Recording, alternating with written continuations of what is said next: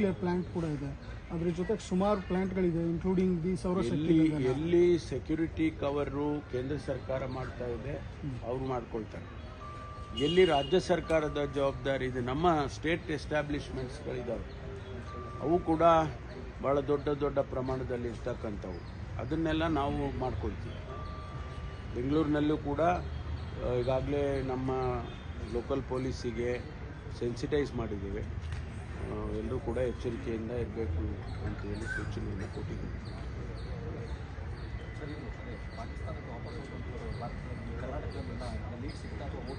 ಇಲ್ಲ, ಕೆಲವರೆಲ್ಲ ಹೋಗಿದ್ದಾರೆ, ಕಳಿಸಿದ್ದಾರೆ, ಕೆಲವ್ರನ್ನೆಲ್ಲ ಕಳಿಸಿದ್ದಾರೆ. ಇನ್ನೂ ಯಾರೆಲ್ಲ ಇದ್ದಾರೆ, ನಮ್ಮ FRR ಅಂತ ಇದೆ, ಅವರ ಜೊತೆಯಲ್ಲಿ ಸಂಪೂರ್ಣ ಸಂಪರ್ಕದಲ್ಲಿದ್ದೇವೆ. ಅವರು ಏನು ನಮಗೆ ಮಾಹಿತಿಗಳು ಕೊಡ್ತಾರೆ, ಅದಕ್ಕೆ ಆ್ಯಕ್ಷನ್ ಮಾಡ್ತೀವಿ. ರಾಯಚೂರು ಪ್ರತಿಭಟನೆ ಕೂಡ ರದ್ದಾಗಿದೆ ಸರ್. ಅದೇ ಇದು ಭಾಳ ಮುಖ್ಯ ಅಲ್ಲ. ನಮ್ಮ ಬೇರೆ ಎಲ್ಲ ಕಾರ್ಯಕ್ರಮಗಳಿಂದ ಇದು ಭಾಳ ಮುಖ್ಯ ಅಂತೇಳಿ ಮುಖ್ಯಮಂತ್ರಿಗಳು ಕೂಡ ಪ್ರೋಗ್ರಾಮ್ ಕ್ಯಾನ್ಸಲ್ ಮಾಡಿದ್ದಾರೆ. ಎಲ್ಲ ಪ್ರೋಗ್ರಾಮ್ಸುಗಳು ಕೂಡ ಆಟೋಮೆಟಿಕ್ಕಾಗಿ ಕ್ಯಾನ್ಸಲ್ ಆಗ್ತವೆ.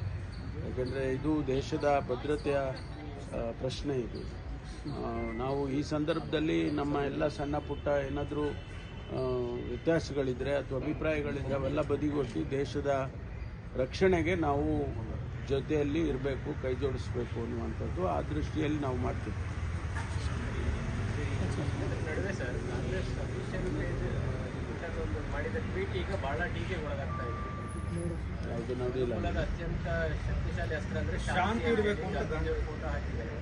ಬಹಳಷ್ಟು ವ್ಯಾಪಕವಾದ ಟೀಕೆಗೆ ಒಳಗಾಗ್ತಾ ಇದೆ. ಈ ಪರಿಸ್ಥಿತಿಯಲ್ಲಿ ಆ ಟ್ವೀಟ್ ಬೇಕಿತ್ತಲ್ಲ, ಡಿಲೀಟ್ ಕೂಡ ಗೊತ್ತಿಲ್ಲ, ನಾನು ನೋಡಲಿಲ್ಲ ಯಾರು ಹಾಕಿದ್ದಾರೆ. ಅಫಿಷಿಯಲ್ ಹ್ಯಾಂಡಲ್ನಲ್ಲಿ ಬಂದಿದ್ದು ಏನೋ ಗೊತ್ತಿಲ್ಲ. ಶಾಂತಿ ಬೇರೆ ದೃಷ್ಟಿಯಿಂದ ಹೇಳಿರ್ಬೋದು ಅವರು, ಬಟ್ ನನಗೆ ಗೊತ್ತಿಲ್ಲ.